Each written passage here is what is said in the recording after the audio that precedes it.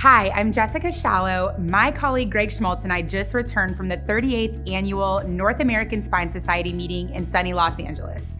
And I'm here today with another Buzz Report episode to highlight all of the exciting new technologies and developments that we learned about at this year's show.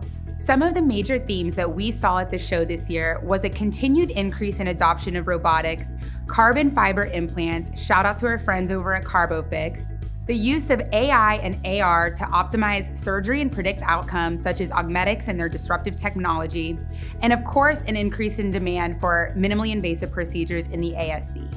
First up, I'm excited to tell you about Captiva Spine and their Watchtower Spine Navigation System.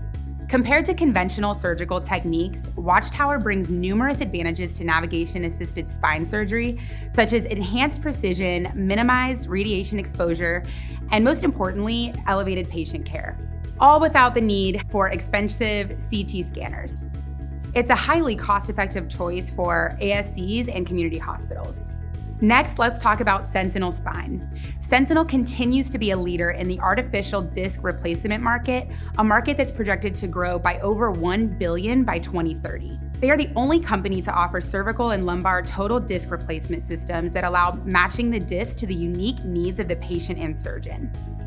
At the show, they demonstrated the value of their products, noting their incredible reoperation rate of less than 1%. The Accelus booth was full of energy as they illustrated the innovation behind their unique expandable implant technologies.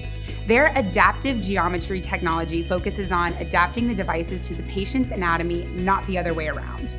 We had the opportunity to see this technology used firsthand in their expandable lumbar fusion device, FlareHawk. This device allows for minimal insertion, multi-directional expansion, and maximum graft delivery. Accelus is nowhere near slowing down with their impressive clinical data and studies. The last up-and-comer I want to shine a light on is Mainstay Medical.